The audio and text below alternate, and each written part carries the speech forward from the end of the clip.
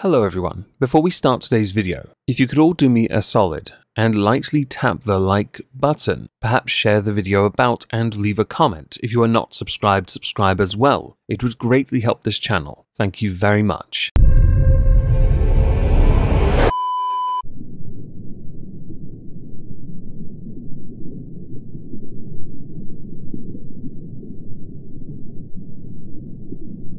Well, isn't this just fantastic? Captain's log, subdates 220714.6. As the Defiant is pushing offensive on Ralph, I've decided to give the Lovecraft a personal checking over. More so because of the rumour circulating that Ensign Borka stuck his penis in one of the exhausts, and I consider this to be blasphemy. Hello everyone, welcome to the exhibition of stupid people. Did I say that right? Today we're going to start with Roy Chubby Brown. Now I have covered him within this series many times. I was alerted to another more recent incident courtesy of Bethy on Twitter. Hi Bethy. Chubby Brown cancelled again. After Omegon discussed him last year, I made the point to watch. I mean, he's not for everyone, but I see a massive racist Eric Clapton being treated like he's bloody iconic. In all previous instances where we have spoken of Roy Chubby Brown on this channel, he has been cancelled by a venue or by a council, in the sense that if the council owns the building, they're going to pull his performance because he is not up to their standard, even though in the vast majority of these venues, he has played there for decades and sold the venue out, which means monetarily, he does in fact benefit the town or city where he is performing, regardless of what it is he is saying on stage. My view on this is quite simple. Money, money, money. But also, he is a comedian. There are many different types of comedian. There are many now that are not considered acceptable. Roy Chubby Brown has rarely been acceptable, but Roy Chubby Brown has always appealed to a certain type of person. How you want to pigeonhole that person is your business. I couldn't care less. Roy Chubby Brown's humour is quite dark, quite sexist. And yes, he will say things that people are afraid to say. Just think of the more recent Telford report that came out confirming 1,000+ people had been subjected to cruel crimes. Roy Chubby Brown will say exactly what that report says and make jokes about the attackers,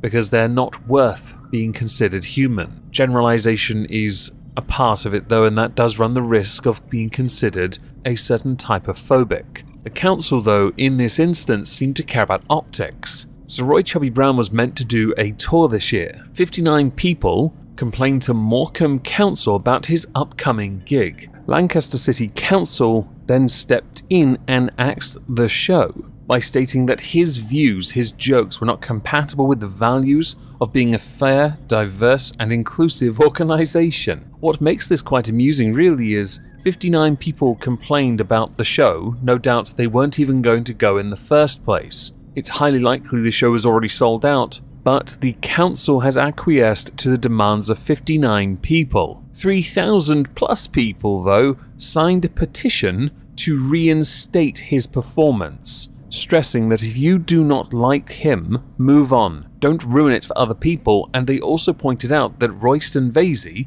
Roy Chubby Brown, is renowned for his charity work. He is everywhere. Roy Chubby Brown's tour manager Richie Hoyle blasted the cancelling of the show, branding it as ridiculous, others pointing out that this is enforced censorship. Some locals spoke up, saying why should the council spoil the fun? Chubbs is what he is. His shows are always sold with a warning. If easily offended, then please stay away. It's personal choice, not a council decision. Others, it's ridiculous that 59 people complain about this comedian, now hundreds are prevented from seeing him. The 59 are not forced to buy tickets to see him. This again is cancel culture gone mad. Treat people like adults and let them choose. Morecambe Council, don't you have anything better to do? Others also pointed out that this is a free speech thing. You shouldn't be deplatforming because you don't like his jokes. And others pointing at the irony of claiming to be inclusive while excluding people who want to go to the show. The irony is quite scrumptious. Now this has a rather interesting end to it, because Roy Chubby Brown was set for all his dates, he was getting ready. He even had 4 shows lined up in Blackpool. Unfortunately, he has been forced to cancel a number of shows because he needs a hip replacement and has been relying on pain injections to carry on performing. More recently, he has been seen using a Zimmer frame to get around the house. At the age of 77, not a surprise. A hip replacement could put him in a wheelchair, so this operation is very important. So I guess those shows aren't going to happen anyway, really. But Morecambe should not be interfering here and trying to tell people what they can and cannot see. That is the point of this. So next we have to talk about the independent movie Thor, Love and Thunder. If that joke went over your head because you didn't see on the screen the Instagram post, you're precious. Whether you're a viewer of MCU or not, it is not the movie itself I want to talk about, but the reaction to its release, which I found quite amusing. Because apparently, and I saw this via my own phone news alert, fans have been demanding a trigger warning for one particular graphic scene. So what's happened, you ask?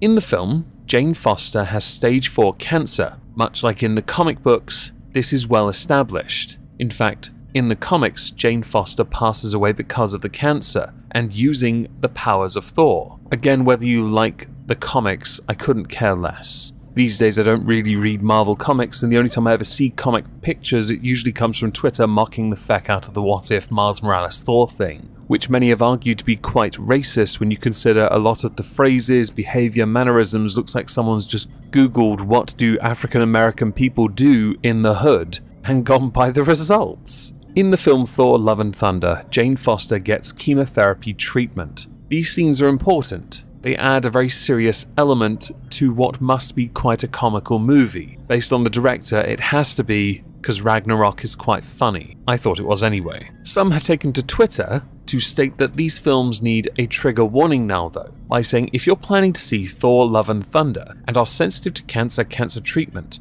it is an extremely prevalent theme and plot driver in the movie. Prepare yourself and take care of yourself if you need to. Others adding that the movie should have a trigger warning for graphic depiction of cancer, and the fact that we didn't know going in is atrocious. If you have medical or cancer triggers, I'd do some light googling on the plot before deciding to see it or not. I knew in the comics that Jane has cancer. It's been mentioned many times since this movie was announced, and yet the cancer scene still hit hard. Prepare yourselves if you've lost anyone to cancer. If people don't know this going into the movie, chances are they're a casual with too much free money to blow. It would take 5 seconds to Google the mighty Thor to get all the relevant information you need. At this point though, with what I've heard about the MCU, there might be some fatigue, burnout, people just walking away because the same bullshit's happening over and over and over and over and over and over and over and over and over and over and over and over and over and over and over and over and over and over again. But the movie's still making money. That works. At this point, I think Disney are just inserting every additional side character that they can insert, because at this point, I'm not entirely sure what their direction is for Phase 4. Now, with these requests for a trigger warning, what have other people said? Well, the more diehard fans of Thor have said, "Shut up, you're being stupid." Some simply saying, "Trigger warnings? Seriously? Are people that weak-minded that you can't deal with a dramatic scene? It's not like this is the first movie to do this. How stupid." Another, "As a cancer survivor, I find this extremely stupid." Another person warned, "Sorry kids, a movie studio is under no obligation to give you a trigger warning that spoils the film for everyone. Just in case, you have the internet. Read the spoilers if you're that worried about it." What wonderful advice. I'm surprised they didn't insert a trigger warning because of the minor number of complaints about the lack of trigger warning. If you went to go and see this movie and did not know anything about the characters, chances are you're a moron. If you thought by going to see Thor 4 that you were going to see the mighty Thor take over from Thor as the replacement Thor going forward, well, you might have done a little bit of reading to realise that kinda does and doesn't happen depending on which version of the comics you're reading. I think we would have preferred Beta Ray Bill at this point. Enough liberties were taken already since they didn't give us the look of Gore to begin with, since they didn't want him to resemble Voldemort. Just thought I'd insert that little nugget of information. If you can't handle a superhero movie where there is loads of violence, all of it staged so much like the WWE, we don't get triggered by that. Jazz hands everyone. But you can't handle something that actually brings you down to earth. It tells me how emotionally stunted you are when watching a movie. Would you like a teddy bear? So on this channel there is a playlist called Shabima Begum's Doodah playlist, because I'm not very creative and names are not my thing. There are 14 videos within that playlist, one of which is a Halls of Injustice, others going through incidents as time has transpired, where Shamima has resurfaced. Currently she resides within Camp something, let's call it Sunshine. I think it might actually be that. She has claimed to renounce her past. She has gone through a lot for someone so young. When she left this country, she was 15. When she was first interviewed, she had lost, at that point, 2 of her 3 children,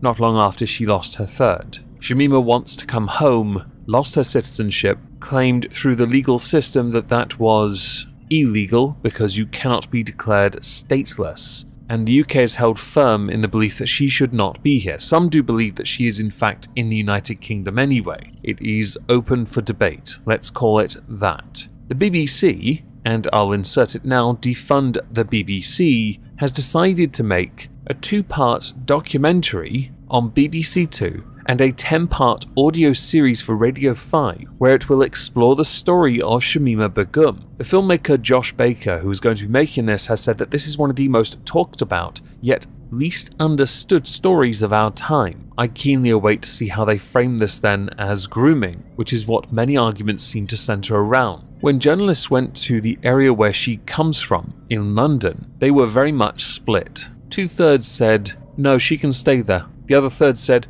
well, she was just a girl, just give her a chance. For over 12 months, Shamima has been talking to investigative journalist Josh Baker, giving him what she says is her definitive account of everything that happened to her. Back in 2015, Josh Baker was working on a documentary in an East London mosque when news broke that 3 local schoolgirls had disappeared and were on their way to join ISIS. Baker at the time was filming the mosque, trying to bring the families to get their daughters home. Ultimately, only one would actually survive. The other 2, one I've known is definitely deceased, the other I'm not entirely sure about. The one that survived 7 years ago is Shamima. The alleged attempt of this is to dispel the fiction and unearth new information along the way, and also trying to explain the points of the travel from Bethnal Green to the Caliphate in Syria. I personally think this is a colossal waste of taxpayer money, because this is no doubt going to be used solely as a way of trying to create sympathies here. We know this,